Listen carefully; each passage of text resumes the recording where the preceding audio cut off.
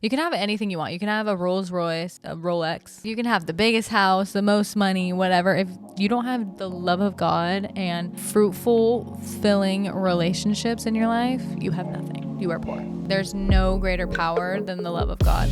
Love covers a multitude of sins, is what the Bible tells us. Yep. I actually have 18 siblings. Oh my gosh. I'm a middle child. Oh, right. Yeah. Let's go, baby. Same. Like, the middle children are the craziest. I feel like we just have to go and take the risks. Do you think you'd have like 10 kids? I don't know. 10's a lot. I think 5 or 6 is maybe like a cap. I am like 3 max. So you have more trauma than me.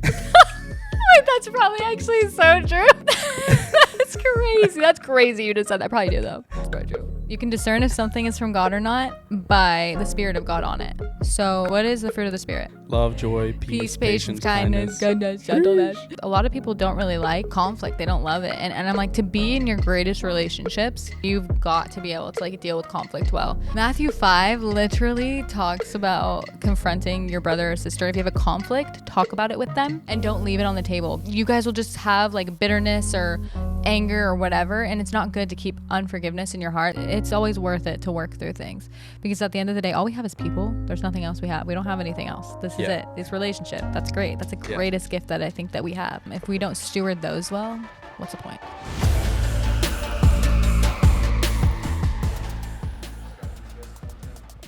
Thanks, Duncan. Thanks, This is the second episode that Duncan's been on, and do you want to do the intro again? Yeah, what is it again? Welcome to Created to Create. Yeah, go for it. Hey guys, this is Duncan. Welcome to Created to Create with Ben and Kate. He had to Kate. forgot my name. It's fine. It's fine. We got it. It's fine. It's He okay. was like 80% I didn't think our there. conversation was that meaningful anyway. It's fine. He was like 80% there. He almost Yeah. got it. No, welcome back, guys. I'm excited for this conversation. I'm excited to have you on, Kat Magana. We've known each other for like 4 years, but have kind of like gone separate paths, and it's been cool to watch you dig deeper and deeper and deeper into your faith walk, even just over social media, and watch you just proclaim truths over people and kind of share what God is doing in your life. And obviously it's resonating with other people as well.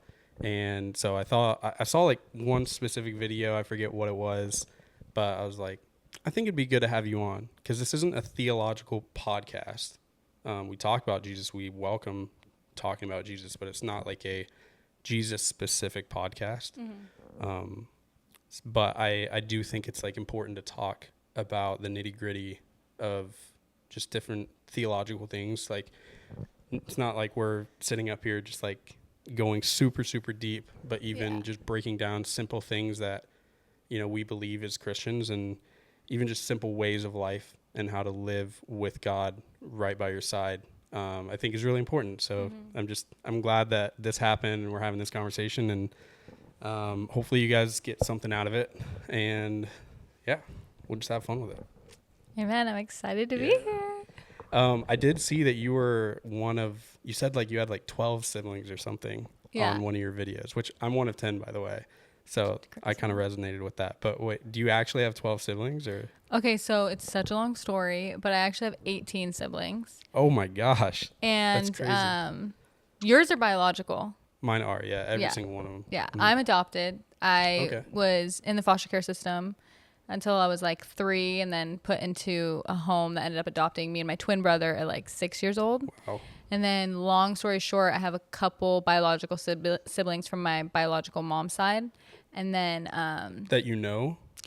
I know them. I've met them a few times. Okay, cool. But I don't have like an active relationship with them. And then I actually met my biological dad like 2 years ago, just because I was looking through adoption court papers, and I ended up texting him and finding who he was, and then realizing he had like 6 children, so I have like half brothers and sisters. I met them once or twice, I think. Kind of am trying to build a relationship with them currently, but yeah, my other brothers and sisters from my adopted family I love, and obviously my twin brother, so close with him. Insane. Yeah. Do you like having that many siblings and having that many connections? That's such a funny question. Like I or was do. it overwhelming? Is it overwhelming at times, or? It's definitely It's definitely a party. overwhelming for me sometimes. Yeah. No, I love that you get that though. Yeah. Did anyone ever call you like cheaper by the dozen? 100% all Yeah. the time. No, same. But I would just fire back and be like, yo, we're short 2. You can't do that. To Yeah. us. We're not there yet. Yeah. My family, like, if you watch that movie, fully like that. Really? Chaotic, crazy, but so fun, so loving. At the end of the day, like, we would all take a bullet for each other. Like, but just with that many personalities, it's hard to be super close with all of them. But like, I know all about every single one of their lives. I'm involved in all their lives, and same with them. Yeah. With each other. So. Are you like, where are you at in that initial lineup that you were adopted into? I'm a middle child. Oh, right. Yeah. Let's go, baby. Same.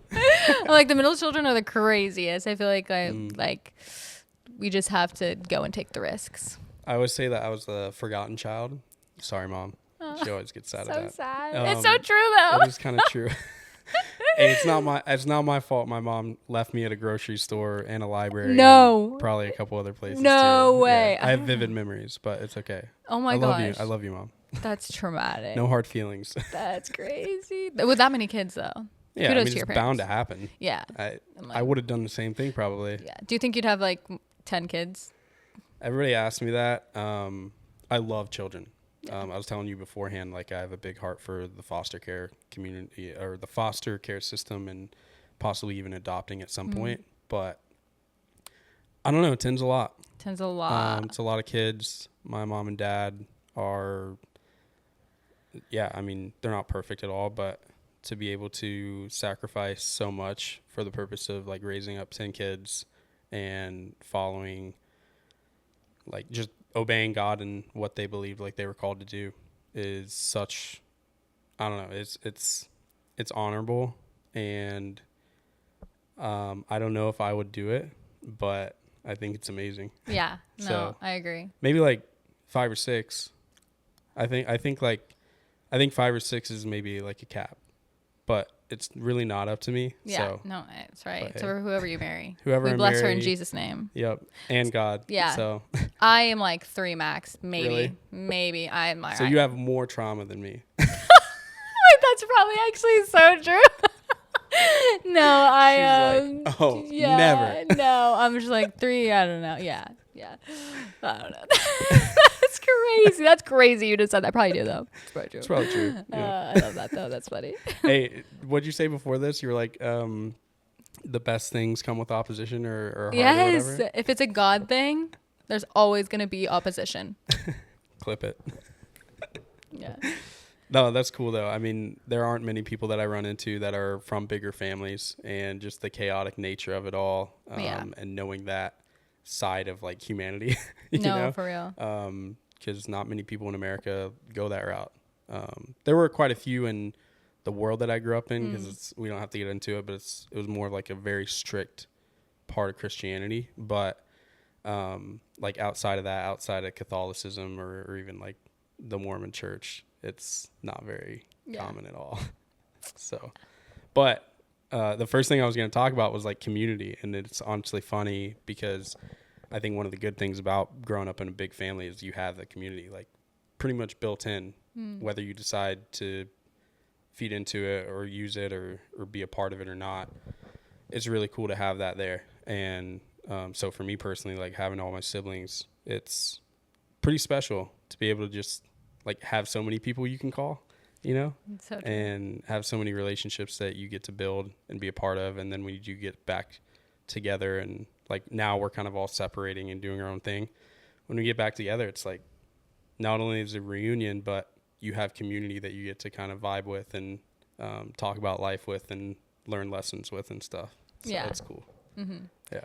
Yeah. I love being able to call my siblings whenever. I think community is so important. It's crazy though, like you put it, I feel like my experience obviously was like must have been so different than yours. 100%. Because I'm like, you said you grew up Christian, right? I did, yeah. And it's kind of like stricter, like more, do you think like legalistic type? Legalistic. You know who the Duggars are? Oh my gosh, like Meet the Duggars, like, or whatever, like the 17 kids and counting or whatever? Yeah, that's a little bit of a glimpse into like the world that I come from. Wait, so like what kind of Christianity is that? Well, it's just, I mean, it's Christianity. It's not necessarily a specific denomination. Oh, okay. But there's this guy I'm gonna butcher his name. I'm not gonna try and say his name, but anyway, there's this guy. He created this like whole list of rules and regulations and how to grow a family, how to like raise kids up and everything. And it's just like very weird stuff too. I mean, later Like came culty. out very culty, and then later came out that he was crazy sexual predator. All Oh, that. no So, way.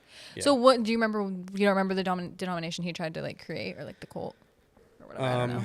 Maybe it's not a cult. I do. I'd have to look it up. I forget the name right now. Oh wait, no, I know it.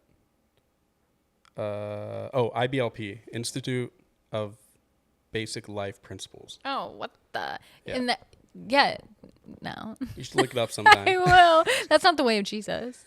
No. Right. Okay. No, Yeah. definitely not. So it's not just like it's. Well, it's not like there weren't parts of it that were. Yeah. You know, like obviously it was kind of based off certain biblical principles, but it was taking those to the extreme, and essentially, it's always tough when man creates black and white rules, right? Because God's the only one who can create those black and white rules. And then when man comes in, they're like, "Oh yeah, black and white rules. Also, here's my list of black and white rules, and you got to follow those too." It's always an issue. And I think that's something I've really learned through my faith journey, is being subjugated to what God says do and don't, and obviously learning the healthy way of following that, because we're called to like serve the Lord out of a thankful heart for like what he's done for us, not like the opposite way around. We're not trying to get to heaven. We're not trying to earn anything. But at the same time, there are very black and white things that God calls us to do and calls us to not do. But other than that, like when man tries to put his list there as well, it gets really like murky. It's totally. I mean, if it's not in the Bible, then I ain't gonna follow it. You know what I'm saying? And it doesn't mean that there are like some things that are good ideas, but when you make them black and white, then it stops the ability. It like hinders the ability for you to basically take things as they come and like take situations as they come and basically analyze and discern where that is a good idea and where it's not a good idea, because people are different. People are weird. No, they're so weird. Man creates religion, right? And the Jesus that we follow is the relationship. Yep. So anything created outside of the word of God or the spirit of God is religion. And God doesn't ask us to operate in that. He's like, I created you to have a relationship with you, and that's what I want from you. Nothing less and nothing more. So when you start to put all these rules and regulations, it becomes legalism, which then you're not operating as a son or a daughter. You're operating as like a slave. So essentially, it's kind of what it reminds me of. LBTI, whatever that is. IBLP. IBLP. LBT. Yeah. It is funny though too. Well, I don't know. I think like we live in a world now where we see people go into the opposite extreme, and the whole like individualistic Christianity movement, where it's like, oh, I have a relationship with God, and like I don't need community, or I don't need like accountability or whatever. What do you think of that? Yeah, I think no. Well, I've just seen so much fruit in community where I'm like, why would you not want to be with each other? Relationship is so hard with people. Yeah. And I think that's where people maybe go more individual, like they want to like pull back and isolate and stuff, because I feel like they're afraid to get hurt. But I'm like, community is the most beautiful thing. God created us for each other, to have a relationship with him and with each other. Yep. He said that man was not good alone, you know? So I'm like, that is enough for me to know that like friendship and relationship is probably one of the most important things to God. And even for myself, like I'm like, I thrive in community, and I don't know who I would be or what I would do without it. And I just think that it's obviously so important. And I think it's too the enemy's tactic to try and get us alone, to try and isolate us. And if he can get you alone with your own thoughts, that's game over. Yeah. Yeah, he can really break you down at that point and get you to believe like certain lies that you shouldn't believe. Yeah. We were talking about, you asked me like earlier off the podcast, you were like, oh, what do you think of the prophetic? And I mentioned that I think, well, there's a lot of thoughts there, but one of the things I mentioned was like the prophetic is meant to exhort and uplift the body. And so it's like a big part of it is bringing out the truths that are already within us and that God's already placed in our hearts. But we are too blinded by the lies that the lies that the devil tells us, and that his cohort tells us, that we're just like not able to see the truth that God has already embedded within us, whatever that may be. Yeah, that's good. I love that you said it's like to edify and uplift. Because if it doesn't encourage us, then I don't think it's the prophetic. I don't think it's the Spirit of God. Because when we're operating in the prophetic, from what I've learned, obviously I'm literally just someone that's following the Lord and trying to figure it out. I'm not like perfect. Not a certified expert. No, I'm not. But what I've learned from the prophetic is like, if it's not uplifting you, if it's not encouraging you, like the Spirit of God, that's what he does. Don't get me wrong. God corrects us in love, but it should never feel like manipulation or just, I don't know, maybe from like the wrong spirit, if you will. No, not at all. I was actually looking this up earlier. There's a term for, there's a term for it. Well, sanctification is one term, but another term is admonishing. So God admonishes us. We're admonished by the word of God, like when we read it, because the words that he spoke and the words that he wrote convict us and put us in our place and kind of tell us like, hey, like I told you not to do this and to do this, you know?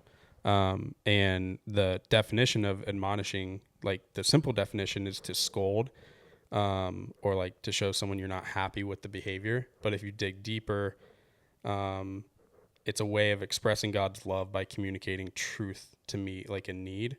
And it's a way to counsel other believers with the goal of their spiritual development. So it's not like you're breaking somebody down and just being like, you suck, I'm like not happy with the way that you did things. Yeah. It's a way of acknowledging, hey, you didn't do it right, but like this is why you didn't do it right, and this is the way better way to handle that situation, and it's actually going to bring you to a place of greater joy and not to a place of like greater destruction.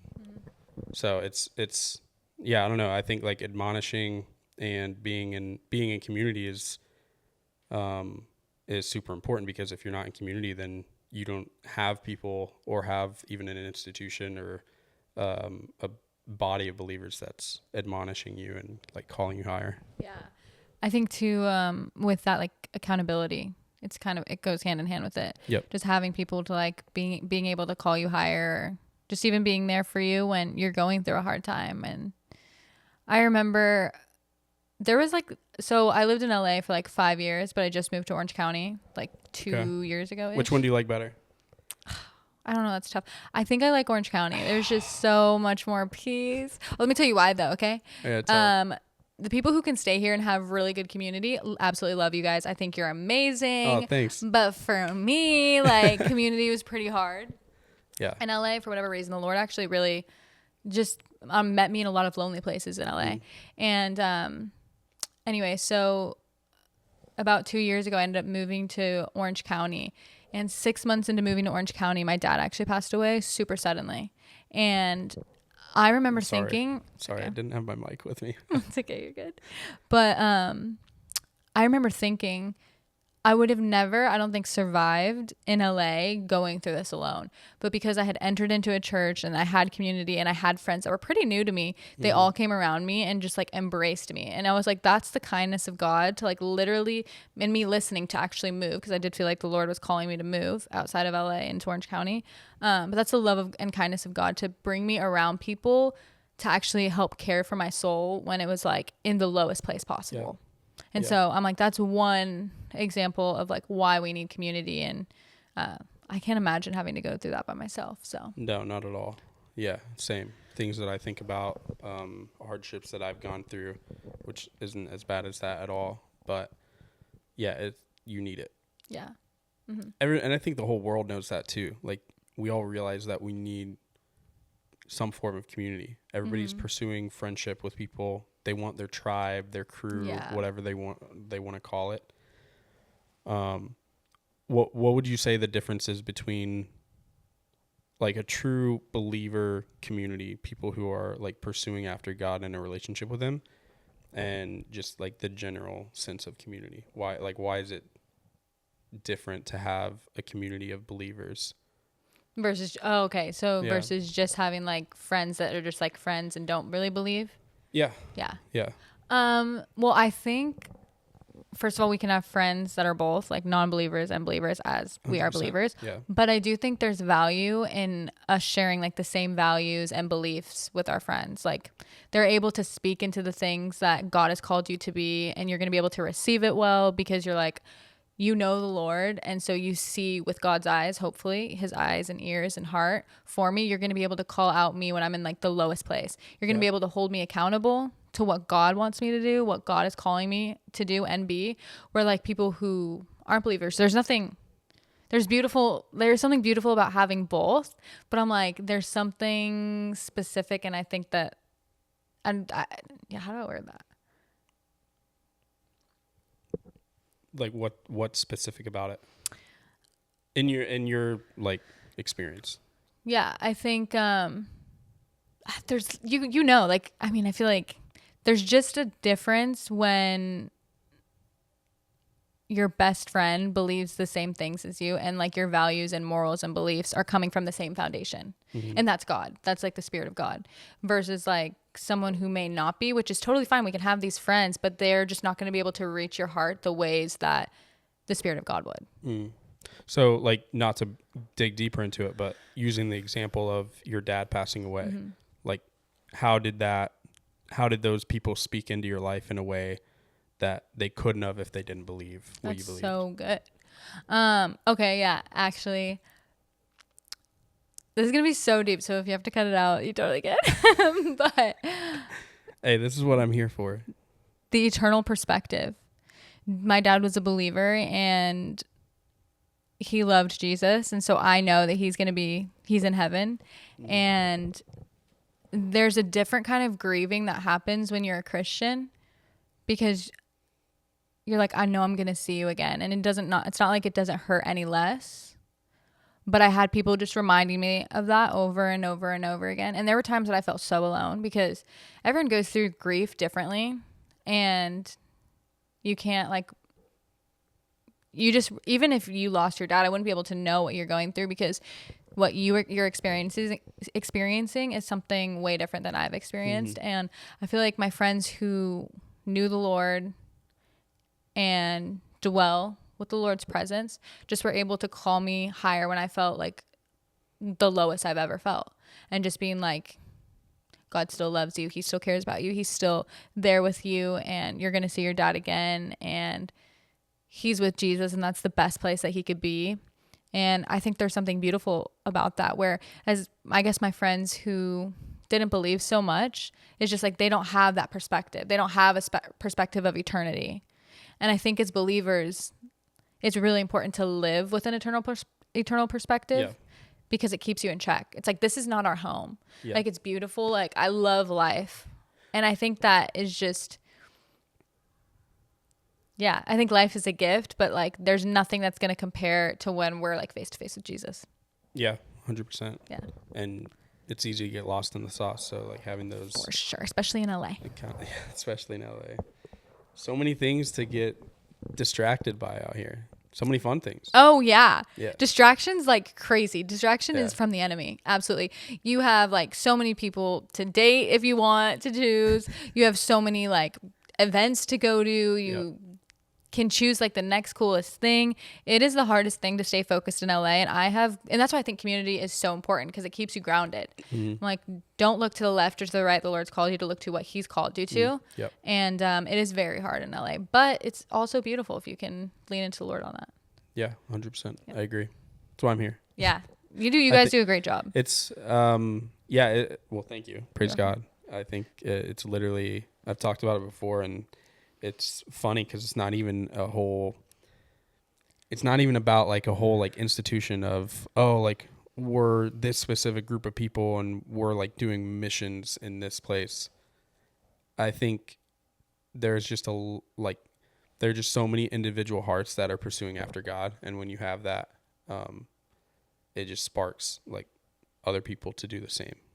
And, there's still a little bit of organization with it. Mm-hmm. You know, we host a worship night monthly. Yes. Like, we try to encourage ourselves and other people Yeah. to like follow after Jesus. But at the end of the day, it just comes down to each individual kind of like running the race and pulling the next guy along, you know? Yeah. I And think that's the best thing. Yeah. And that's like a beautiful thing in itself. Like, what's the point if we're not bringing people along with us? Yeah. Discipleship, I think, is so important. Yep. Gabe does a great job of that. 100%. I Yeah. agree. I mean, Yeah, you he's guys a all do. baller. You guys all do a great job, but he's a gatherer. He's a very, very good gatherer. Yeah. Yeah. Gathers a lot of berries every morning. And no, I'm just kidding. He's just a hunter gatherer out here. Brings a deer on his shoulder like home. He's like, That's yo, great. breakfast. Just kidding. I love you, Gabe. That's crazy. No, I think the church is supposed to be that way too. Hot take. Nah, that ain't But hot not- take. but That's a not really good hot. take. That's a good take. Yeah, just less of the institution and more of the, you know, the communal of the body is there for uplifting, admonishing of the people included in that group, and then it's for the dispersion to go and disciple other people. You know, it's not this like evangelism tactic, which I think a lot of churches fall into, is the evangelism part of Christianity of like, we got to save the souls, bring your friend to church. When in reality, it's like, do life with your friend. And when your friend is in a place where they are understanding like what it means to follow Jesus, they're heartbroken at the sin that is plaguing their lives, and they want to come to the feet of Jesus, then bring your friend, you know, instead of, and it's not like you shouldn't bring friends to church and expose them to, you know, the joy of the Lord, but I don't know if like church should be for that evangelism tool. That's my take. Yeah. Yeah. I think both. I think both and. Yeah. I like your take. Yeah, I like your take. I think it's for both. I think it's both and. Because I'm like, I guess, can you expand on that more? Yeah, I don't know. I mean, I'm not trying to generalize, and I'm not saying every single church does it. I think the American church, if we were to generalize anything, Like, you're talking, real quick, you're talking about like numbers. Like, you think that some churches just want like to bring people, save a soul, bye. Somewhat. Okay. I'm not saying they don't disciple. Right. I think there's like programs set up to help disciple, but I think it's like this evangelism first and then disciple focus. So like any program that we have in the church, like we're like creating programs that are Christian programs for people, whether, for example, it's like we created a Christian basketball league, invite all your friends to come play Christian in the Christian basketball league. I think where I look at it, I see more of like a, I think it should be more of like a, like we have a bunch of guys who love basketball and they're in the church. Go join a secular league, if you want to call it that. I don't really like that word too much, but go join a secular world. Go join a secular league and live life and uplift and like evangelize in the world, right? But I think I just think the church in and of itself tries so hard to create so many evangelism opportunities within the church. Got it. You're rather talking than exclusivity. Pushing. Yeah, sort of. Yeah. It's like you're creating the bubble and asking non-believers to come inside the bubble to be evangelized to, rather than being a place where you can uplift, encourage, admonish believers, disciple believers, and then push them out and be like, now go and love the world and go and disciple the world, and then come back here and be filled up and be encouraged.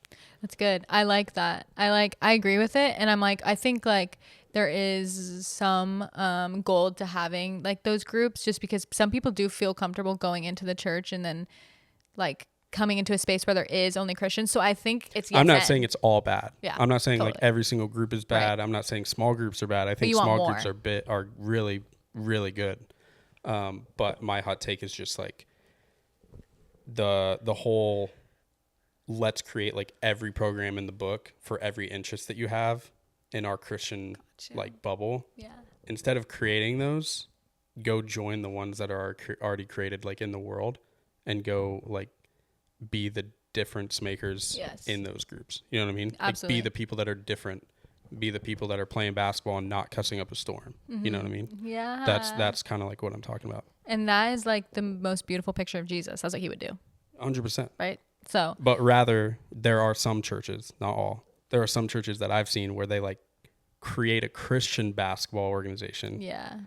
They invite, and of course they're going to get people from the community that like come in to play basketball, but then they have all these rules where they're like, don't cuss, don't do this, don't do this, don't do this. And it's like, that makes no sense because these people don't believe the same thing that you believe. And so you're just basically forcing them to play by your rules rather than going in, playing in their environment and being the outliers. I hear you. That makes sense. Yeah. But anyway, sorry. Long tangent. No, I love it. It's good. That's but a good tangent. Yeah. That's a good thing. There was one thing that I think the reason I brought up community is because I did see this video where you were talking about DIY community versus, let me get my notes right, communal society. And you said something about like, if a friend asks you to pick you up from the airport, like go pick them up from the airport instead of feeling like annoyed or whatever. And you feel like we live in like this era where people just want to do it themselves, you know? Yeah. Can you talk more about that? Oh my gosh. I was like so confused. I was like, DIY? Did I DIY community? What did I say? Oh my gosh. Sometimes I be putting stuff out there. I'm like, I don't even know. Yeah. I think that actually came from just like how, I just like even the airport thing. It's like we can feel so inconvenienced when people need us. And I'm like, if we could just do something simple for people, they would feel so loved.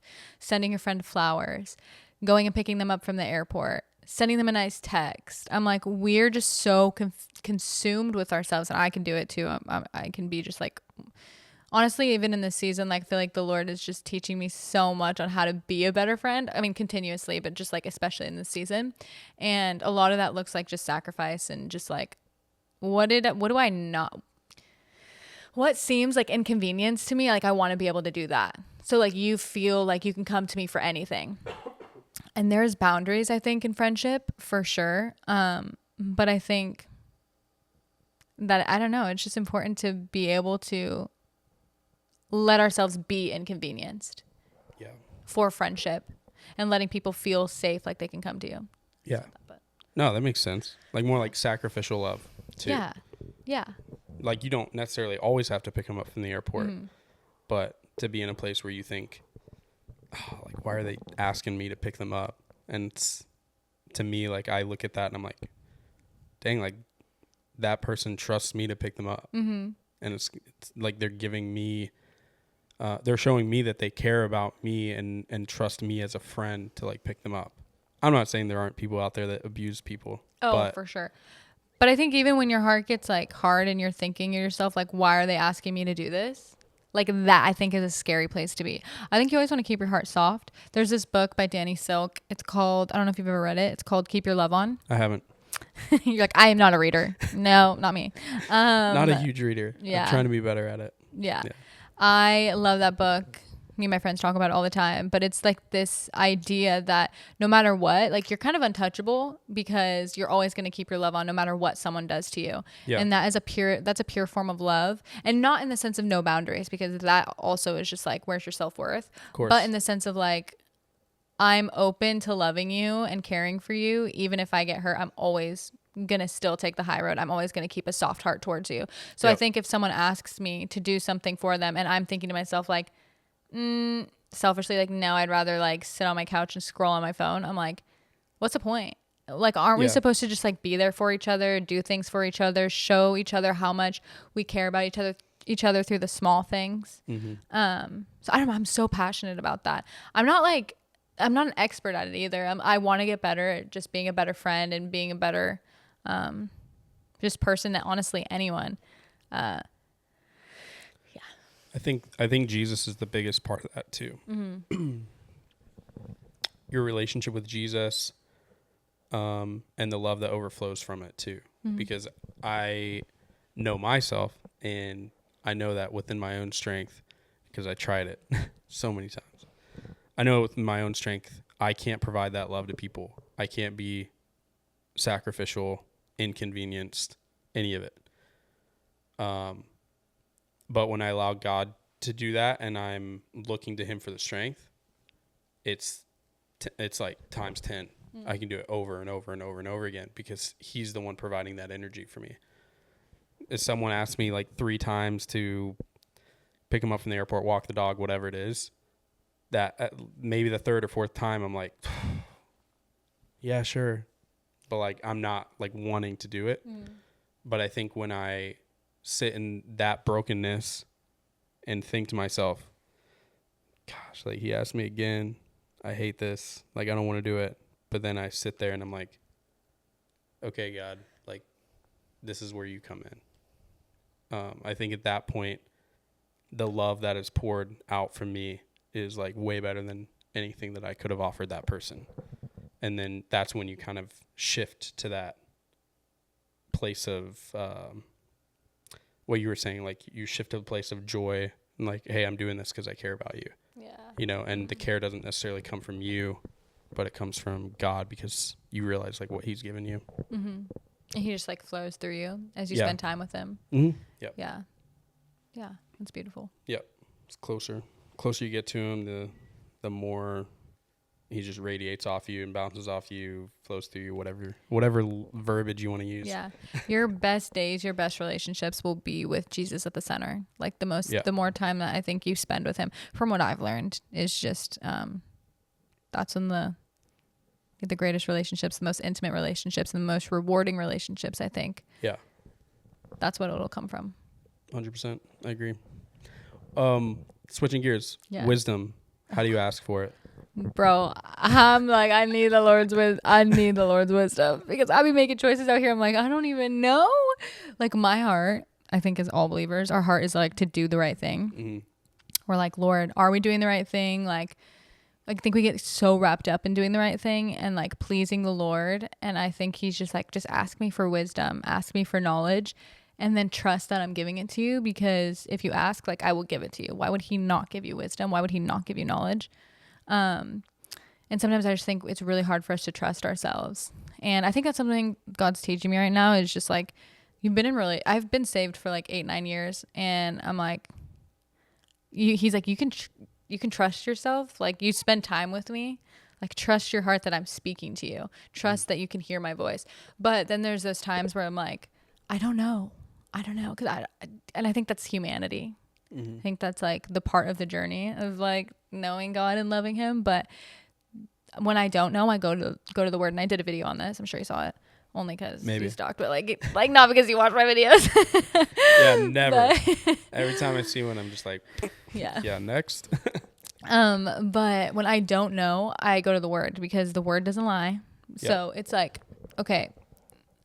Yeah. In James, it talks about heavenly wisdom, and first it's pure. And then I actually forget the verse right now on the top of my head, but, actually I'm gonna look it up. James what? I think it's James 5. Let's look.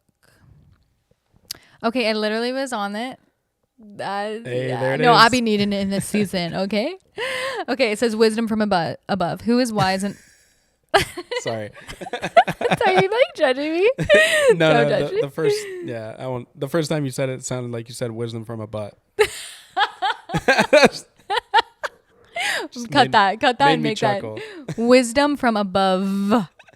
Who is wise and understanding among you? By his good conduct, let him show his works in the meekness of wisdom. Okay, if you scroll down, it tells you exactly what wisdom is. And I'm like, the word doesn't lie. So when we don't know in our fickle minds and our discerning spirits, the Bible will tell you.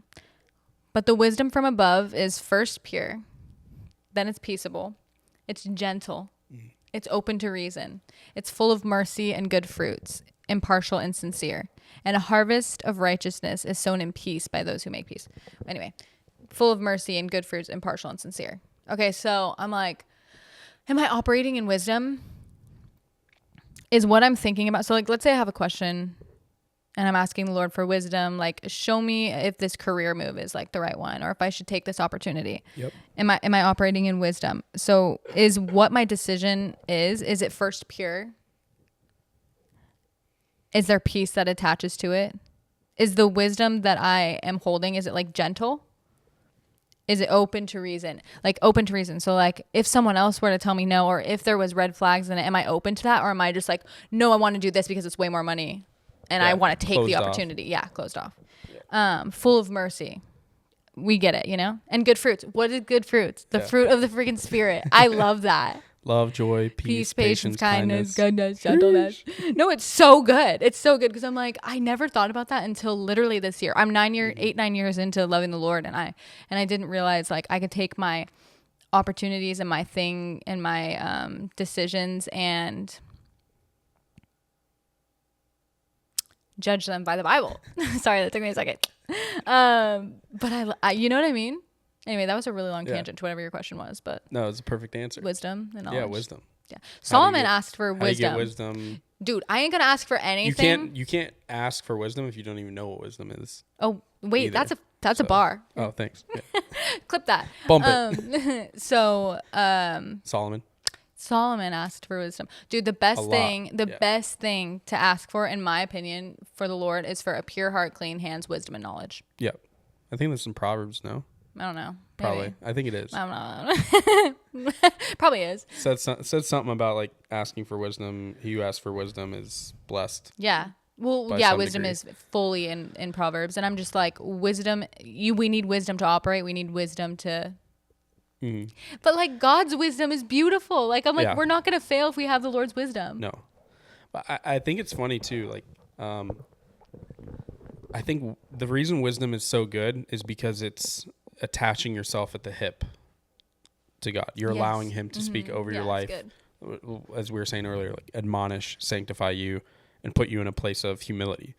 But I don't know. This may not be everybody, but I always had this like weird thought of wisdom or view of wisdom, you know, especially like as a kid reading about Solomon and hearing like, oh, he asked for wisdom all the time. Like for whatever reason, I thought that was a selfish thing to do. Oh, yeah. So I was like, oh, you're asking for wisdom. You're asking for like knowledge. I had like the two of them kind of together for whatever reason. I grouped them together. The truth is, like wisdom is sanctification at the end of the day. You're asking for the knowledge of God and the knowledge of how God works and like things to do, things not to do. But along with wisdom is the like it's the action of sanctification. It's the it's God like pushing you to do the right thing and you fighting that battle and being like, I don't want to, but then giving up your flesh, humbling yourself and being like, but I should because it's wise to do. And so it just, I don't know if anybody else thought about it that way, but for me, it was like a game changer because I always thought it was a selfish thing to ask for wisdom. But in reality, if you're asking for wisdom, you are humbling yourself and like bending down and proclaiming that you aren't worthy of anything. You aren't worthy of love, but that you like God chose to love you anyway. And now you just want to be as close to him as possible so that you can live a life that's like joyful, live a life that's loving to other people. Yeah. So I don't know. You know, that actually like reminds me, like sometimes people don't ask because they think that it's like God's too good, like or God's too high up there. Yeah. They don't want to ask for things from God.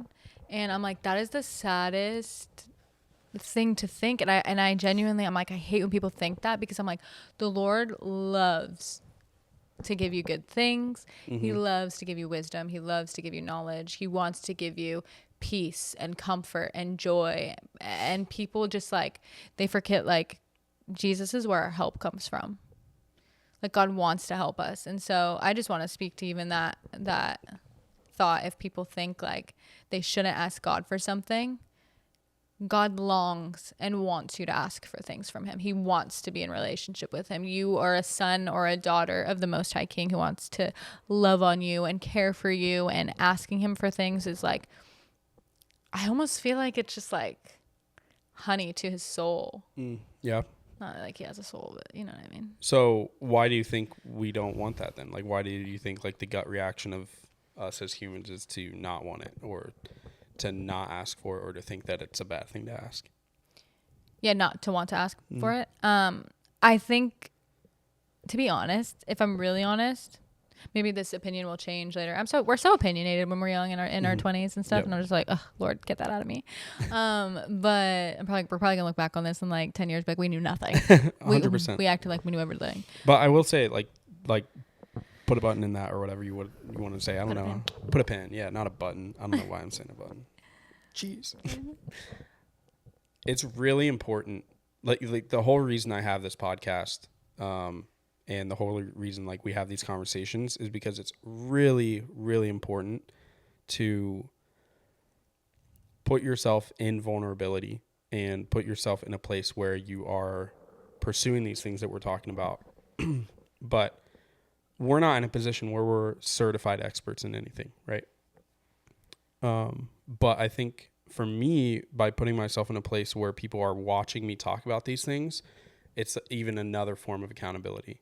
And I think like everybody should have like mentors and people speaking into their lives. But for me, like I am pursuing people to even like specifically watch this podcast as well and give me feedback on like where I'm right, where I'm wrong, where I'm headed in the right direction, wrong direction. And all I want to say is it's really important for us as people, for one, and creativity and whatever. I know this is a very theologically heavy podcast episode, but whatever we're doing, like we need to put ourselves out there. We need to fail. We need to put ourselves in a place of vulnerability so that we learn quicker. Because if we're not doing that, we're not going to learn as quick. So anyway, back to your thought. That was so good. I don't remember my thought. Come on, Kat. You got it. What was it? What were we talking about? I don't know either. Yeah, I don't remember. Oh, we were talking about wisdom and talking about, like why people don't want to ask for things. Oh yeah. Okay, so I think. Hey. We have people walk in and out of this apartment all the time. We have guest appearances on the podcast. It's literally Gabe. Gabe, come in here. We literally were just talking about you. Who are? This is the Gabe we were talking about. Gabe The gatherer. Rubiano, the gatherer. The gatherer. What's up, dog? Howdy. Welcome to the When's your episode. next event? Wait, no. In one sentence, give us the main reason why community is so important. In one sentence. Feel it from the Lord. Community is important because we were designed to be in community, just like our God is a communal God with himself. That was There so it is. good. Dang. Got y'all. All right, later. Enjoy that LaCroix. Can we clip that? Can we clip that? The disrespect. So disrespectful. I love him. Love Gabe. Okay. What were we saying? Oh, why people You had a don't hot want take, yeah. I had a hot take. Okay, why people don't want to ask for things. To God. I think it's selfish. I think like they think of themselves higher than they ought to think. Like they're this big old like person that can there's this big old person that can just like take on the world by themselves, and they don't want to ask God for anything because they don't think that they need the help. And even if they did think they needed the help, they're like, I can do it and I can figure it out myself. But it's like the Lord's like, baby, if you literally just humble yourself, calm down, like I will literally help you make your life so much easier. Mm-hmm. And so I'm like, yeah, I think that's why people don't ask. Obviously, like no one I think like says that outrightly. But at the end of the day, like, if you're not asking God for help, what is it about you that's, like, not receiving the Lord's love enough just to know that, like, you can lean on him? Yep. Because, again, that's why we were created. We were created for God to be in relationship. Mm-hmm. You were made at birth for the Lord. Whether you believe in God or not, he made you. He made you, sister. Yep. And brother. And brother. And my brother. Yeah. I agree. I think it's true. I think, and I know your heart, so I know you're not saying that to like push that on people, blame people, like you're selfish, you're being selfish. You're not trying to call out necessarily, but it is a relationship. So if you're pursuing a relationship. He had to like save that right there and be like, she's not trying to call you out. Yeah. I'm kind of trying to call you out. No, I'm kidding. I mean, I'm not. I'm a little bit. What I'm saying now is, if you feel convicted, there's probably a reason. Yeah. And it's not because Kat's being mean. It's because you're feeling conviction from the Holy Spirit in this moment. So I ask for things. Yeah. Okay? Yep. The Lord wants to give you them. Ask for clarity why you're being convicted right now. No, like, I'm joking a little bit, but also seriously. Like, you should. And I think that in those vulnerable moments, when you do ask for clarity and you ask for, just clarity, then you find what you're looking for, and you find what God is trying to teach you in the moment. So, Amen. Thumbs up. How do you discern wisdom? How do you discern what God is calling you into and what God is not calling you to? Bro, that's like literally the hardest question of my life. I'm trying to discern that right now. Like, I'm literally going through something and I'm just like, oh my gosh, Lord, is this you? Is this me? Is this like, just, what is this? Help me. I did a video on this. This is the best thing that I could say. And it just goes back to like almost the wisdom thing too. Okay. This is just my best take. Okay. Yeah. She's learning. Bring me, Lord, a mentor or a leader that can correct me if I'm wrong. But I think if something is from God or not. Is that your question? Yeah. How do you discern? You can discern if something is from God or not. Clickbait. You can discern if something is from God or not by the Spirit of God on it, by the fruits of the Spirit. Okay. So Explain. what is the fruit of the Spirit? Fruits of the Spirit. We were saying it earlier. Joy, patience, kindness. Love, joy, love. peace, patience, kindness. There it is. I wasn't going in order. You did though the first time. It's because I put you on the spot. We did it in tandem the first time, so it kind of like helped each other. Yeah. Love, joy, peace, patience, kindness, gentleness, something else. Should I pull it up? Let's pull it You up. should. Just for accuracy. Have to.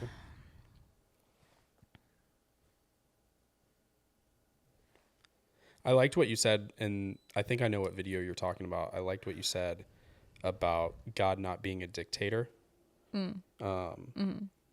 Like you're saying, like he wants a relationship with us. So his goal isn't to basically force you into things. Mm-hmm. I think you were talking about like risk as well, like taking risk and taking leaps of faith. Yes. I love that. I'll get back to that in 1 second. Yeah. Okay. The fruit of the Spirit is love, joy, peace, patience, kindness, goodness, faithfulness, gentleness, self-control. That's really good. Self-control is a big one. Yeah, I love that one. Mm-hmm. And you'll find self-control in like a lot of things of God. Yeah. You'll find it in like love and just like that's how we should operate. Yeah. You'll find it also in Timothy where first or second, I don't know. But it like says like you don't have a spirit of fear or timidity, but of power, love, and a sound mind. Mm-hmm. That's like self-control. Anyway, tandem. I try and figure out if something is from God or not, if it has the fruit of the spirits, which is all of this. Is it bringing love into my life? Is it bringing joy into my life? Is it bringing peace into my life? If something like an opportunity, a relationship, whatever, isn't bringing peace into my life, I need to step back and figure out why. Why is there like a check in my spirit? Why am I feeling anxiety? Is it from, because we're human, is it from like something in the past that I went through? Is it because of a fear that I'm going through? Yep. Or is this God actually being like, no, I have something else for you? And is it bringing joy into my life? Okay, is it bringing love into my life? So what's love? Okay, the Bible still tells us what love is. Love is patient. It's kind. You go to 1 Corinthians 13, like the verse everyone knows. Yep. The Bible tells us what love is. The Bible tells us what the fruit of the Spirit is, what love is, what wisdom is. This is all a recipe for knowing God is in your life and how to detect him, how to detect choices are from him, how to detect just like the overall holiness is on your life, I guess. You know, no one's perfect. And I actually had this conversation with one of my friends the other day because we were talking about one of her relationships, and she was basically like, I'm in love with this person. And I was like, yeah, but love is patient and it's kind and it's da-da-da-da-da. And he's like, well, they were mostly that, except for they lacked like this some of the time. And then I got to thinking, and I genuinely don't know. This is my like raw thought. But I'm like, the most perfect form of love is Jesus. So no person is ever going to give us perfect love. Never. And that's where Jesus fills the void. Like, we're never going to find perfect love in friendship, in relationship, in what we do as a career, because that is set aside for the love of God. Yep. And I just had that realization. There's nothing that I'm trying to get across. It's just like this revelation that I had that I wanted to share, because I'm like, sometimes I think like, even with all of like these rules and regulations, or not rules and regulations, but like these guidelines that we can follow in the Bible, they're good.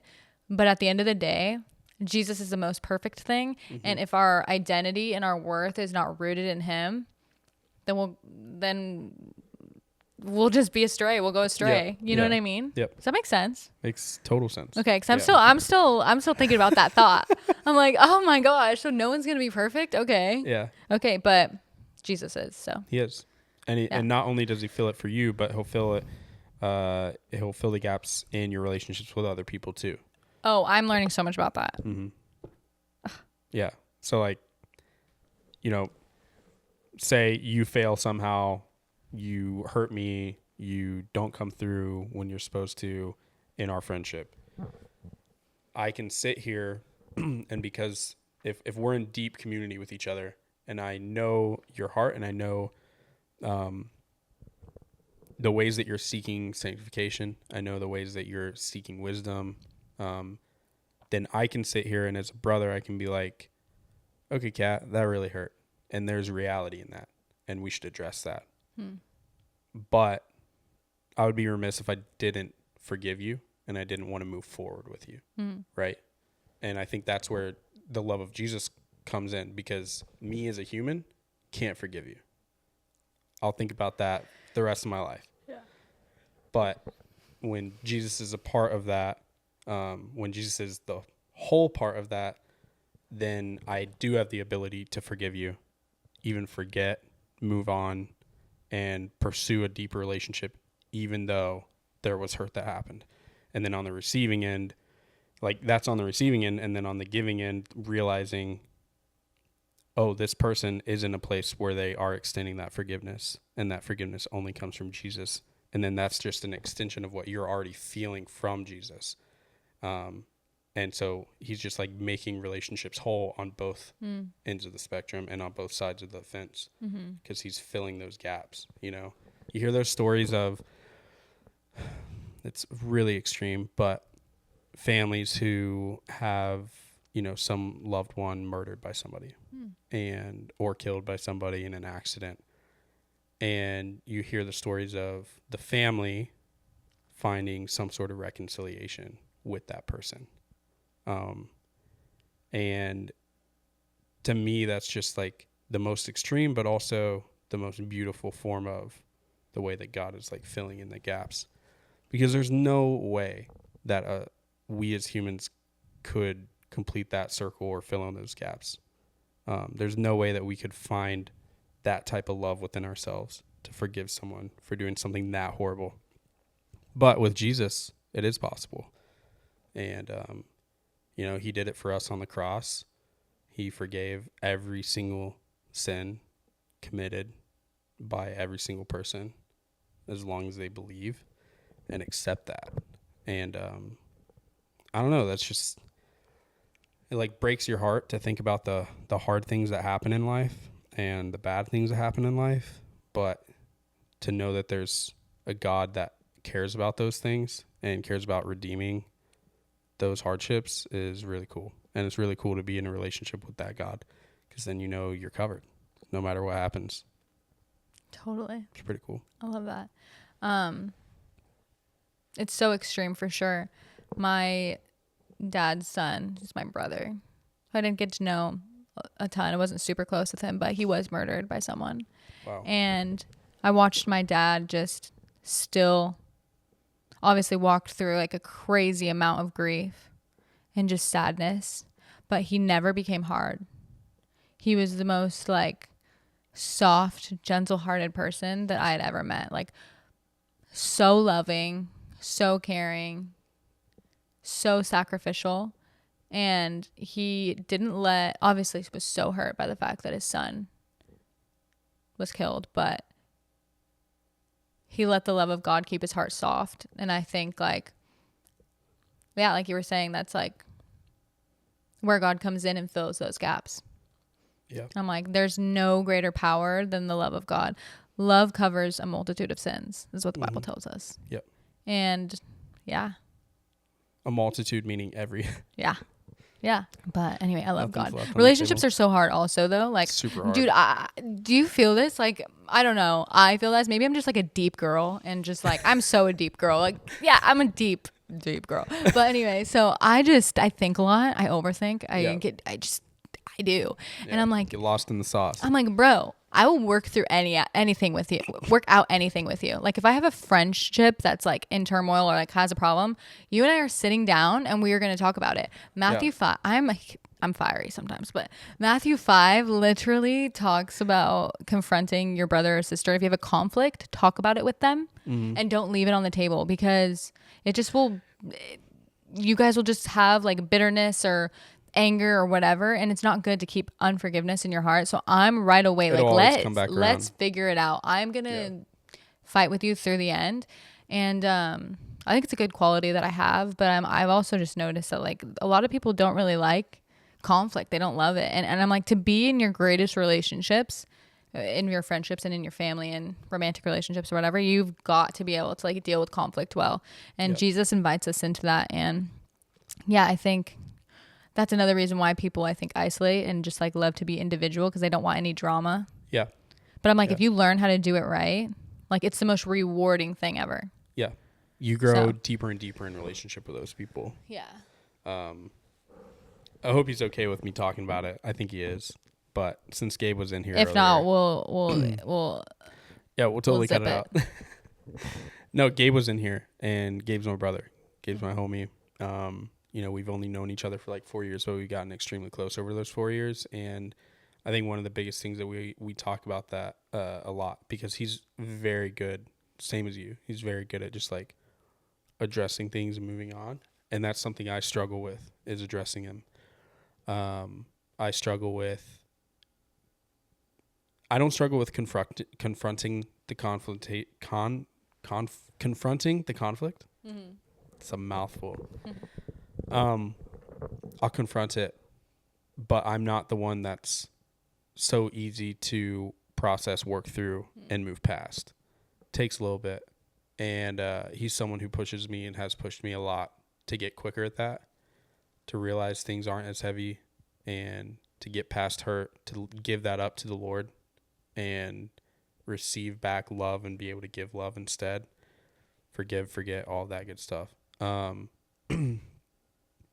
we've had a lot of tough conversations in our relationship. There's been a lot of different little arguments, ways that were the same exact, ways that were different, and, ways that we've offended each other in the past. And, but what's brought us together again and again, it's like the willingness to attack it and like get to the bottom of it. And I think, that the verse that says iron sharpens iron is so true in that sense. And so whether it's like a sister-sister relationship, brother-sister relationship, brother-brother, it's like so cool to watch that happen and see the reality of when you decide to attack it head on and you decide to not let it fester, then you're just able to get past it and you're able to get deeper with that person and share like a very deep bond. So it's a beautiful thing. I think one of the greatest things that you even just said in that is that you guys were willing to attack it. A lot of people aren't willing to address the issues. They kind of want to sweep it under the rug. And sometimes I want to do that. But it's always worth it to work through things because at the end of the day, all we have is people. There's nothing else we have. We don't have anything else. This is it. This relationship. That's great. That's the greatest gift that I think that we have. And if we don't steward those well, what's the point? You can have anything you want. You can have a Rolls Royce, a Rolex.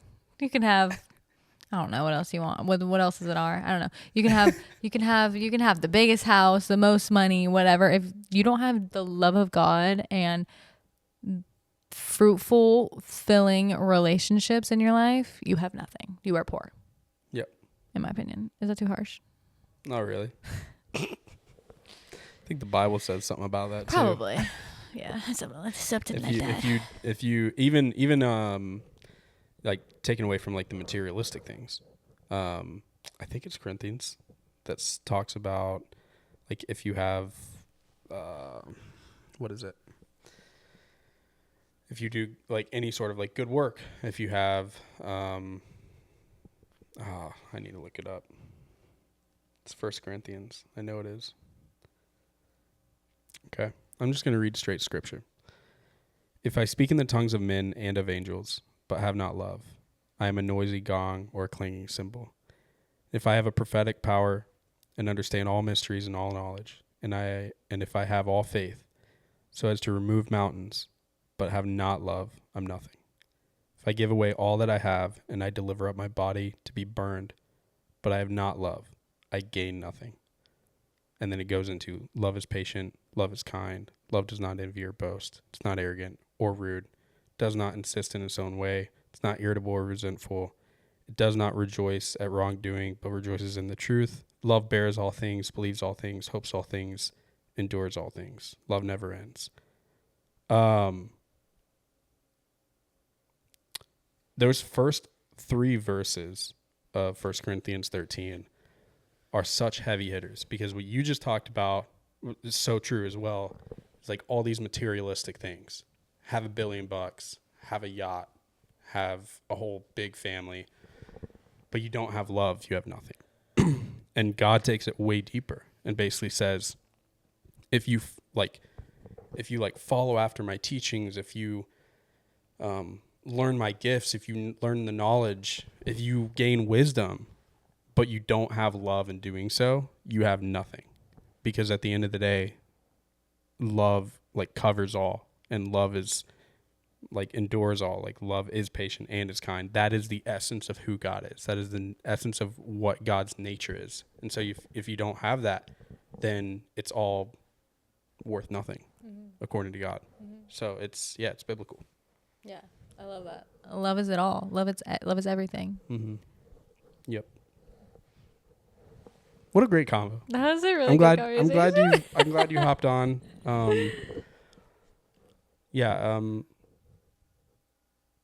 I don't get many guests that just like want to dig deep into the word and like talk about more theological things. So yeah, I'm glad you hopped on. Oh my gosh, glad you it made was some time. Such an honor.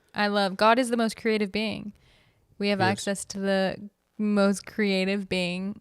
And I feel like your sphere of people in the film industry and whatever, we should all be accessing the Lord because he wants to give us like creative ideas. And it should be the best on the market. It should be the most entertaining. And I feel like more of God in that space is good. It's good. It's definitely He wants to give us blueprints. He wants to give us strategies to create the best films, podcasts, clothing brands. If it's cringy, we got some words to do. But so I'm honored to be here. So yeah. Honored you're here. I liked what you said really quick about, and I have one question before we leave. I liked what you said about relationships too, because that's something I've really felt a lot of conviction about recently. Creative can mean so many different things. And one of the biggest things I have come to realize is God gives us the ability to create and disciple and cultivate relationships. And I think that's the biggest thing that we're able to create in this world. Because it takes a lot of energy, a lot of, like you were saying, it's hard. It's not something that you can just do mindlessly. Yeah. It's something that you have to be in a place where you have that like innovative spirit, that creative spirit to be able to build those relationships. And I think it's one of the most important things. Amen. I agree with you. Yeah. On that note, I ask everybody this. What does it mean to you to be creative?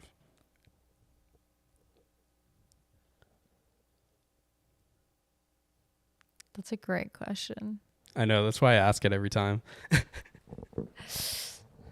If I don't ever ask this question to anybody, please be in the comments and let me know.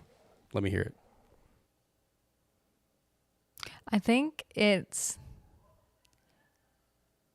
to operate in the fullness of who I am and all that God has created me to be is my definition of creative. I like it. Had to good. bring God in it, obviously. Had to. Because you're a creative being, I'm a creative being. Yeah. So the most creative that we could be is if you're fully operating in all the gifts he's given you and just who you are as a son or a daughter. 100%. Drop it. Drop the mic. No, I agree. I agree. It's so important to be operating within the will of God, and it's so important to be operating within the gifts that he's given you. What's your definition of creative, being creative or whatever you're asked? I think there's a lot of different ways that you can define it. And I haven't necessarily come up with like an official way to answer it. But I think if I had to break it down, I would say similarly, it's being in a headspace that is innovative. It's being somebody who can take things that you're given and put a spin on it and create something new, because there's no such thing as creating out of nothing or creating something brand new. It's never been seen before. Everything's inspired by something else. So I think creativity is having the critical thinking to create something new and fresh, and at the same time operate in that space where you're allowing the gifts that you've been given to operate at a high level. Amen. We're created to create. We're created to create. Yeah. Yeah. Kat, thanks for coming on. Thanks for chatting. Thanks for having me. It's been a blast. Thanks for listening to me. See you guys on the next episode. Peace.